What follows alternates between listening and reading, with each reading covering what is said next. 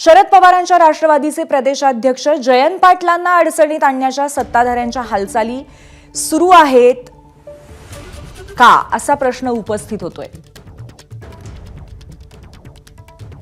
आमदार सदाभाऊ खोतांनी सांगली जिल्हा बँकेसंदर्भात विधान परिषदेमध्ये लक्षवेधी मांडली आहे। बँकेत अपहार झाला असून संचालक मंडळ तात्काळ बरखास्त करून प्रशासन नेमण्याची मागणी लक्षवेधीतून करण्यात आलेली आहे आणि त्यामुळे शरद पवारांच्या राष्ट्रवादीचे प्रदेशाध्यक्ष जयंत पाटलांना आता अडचणीत आणण्याच्या सत्ताधाऱ्यांच्या हालचाली सुरू आहेत का असा प्रश्न उपस्थित होतोय।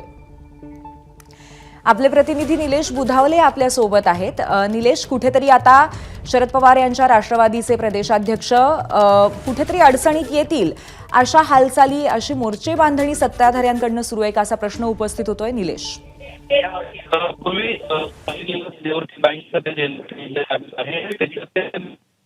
सिंगराव नाईक या बँकेचे अध्यक्ष असतात। या बँकेवर सध्या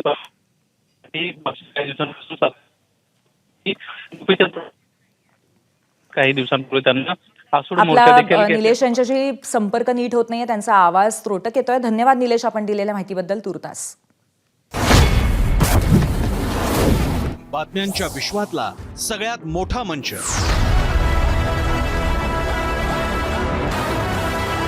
अचूक, थेट आणि निष्पक्ष